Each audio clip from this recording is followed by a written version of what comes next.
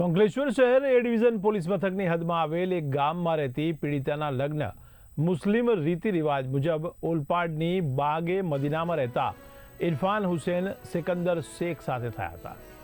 લગ્ન જીવન દરમિયાન દંપતીને 2 સંતાનોનું સુખ પણ મળ્યું છે, પરંતુ ઓલપાડ ગામના શેરડી ગામની પ્રાથમિક શાળામાં શિક્ષક તરીકે ફરજ બજાવતા ઇરફાન શેખે પત્ની પર આડા સંબંધ બાબતે ખોટી શંકા રાખી અવારનવાર ધમકીઓ આપી ઘરની બહાર કાઢી મૂકતા હતા। પતિના માનસિક ત્રાસથી કંટાળેલ મહિલા પિયરમાં આવી હતી, ત્યારે પરિણીતાના સંબંધીઓ મહિલાને ફરી સાસરીમાં મૂકવા આવ્યા હતા। જે સમયે પતિએ બધાની વચ્ચે મારે તને રાખવી નથી બોલી 3 વાર તલાક કહી તલાક આપી દીધા હતા અને મહિલાને સ્વીકારવાની ના પાડી દીધી હતી। તો માનસિક ત્રાસ આપતા પતિ વિરુદ્ધ મહિલાએ અંકલેશ્વર શહેર એ ડિવિઝન પોલીસ મથકે ફરિયાદ નોંધાવી હતી। અમે 2018 થી ઓલપાડ રહીએ છીએ।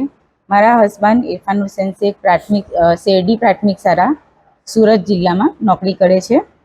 2018 થી એ મારી પર ખોટી શંકા કરે છે અને મને અફેર છે એમ કરીને ટોર્ચર કર્યા કરે છે। એમને પોતે જ 2 પર સ્ત્રીઓ સાથે અફેર છે, એના આધારે એ મારી સાથે ઝઘડો કર્યા કરે છે અને એ ઝઘડાના આધારે એમણે મને ઘરમાંથી કાઢી મૂકી છે। એમણે મને એ મને લડાઈ ઝઘડો કર્યા કરે છે અને મને રાખવાની ના પાડે છે। તારીખ 12/6/25 ના રોજ તેઓ ખોટી શંકાના આધારે મારી સાથે બોલાચાલી કરી હતી અને તેઓએ મને ઘરમાંથી કાઢી મૂકી હતી।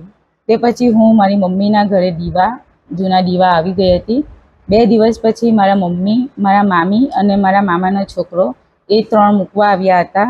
તો એમણે મને પહેલાં તો ઘરમાં ઘૂસવા ન દીધી અને મારા મામાના છોકરાએ એમને સમજાવતા એમણે સમજ્યા નહીં અને એમણે મને ત્યાં જ 3 તલાક 3 વાર બોલી ગયા। ફરી એમને સમજાવ્યા કે તમે ગુસ્સામાં છો, તમે શાંતિથી વાત કરો, પણ તેઓ કોઈ વાત સાંભળવા રેડી ન હતા અને એના આધારે એમણે પછી મને ફરી પણ 3 વાર તલાક બોલીને મને ઘરમાંથી કાઢી મૂકી છે। હમણાં હું મારી મમ્મી પાસે દીવા રહું છું।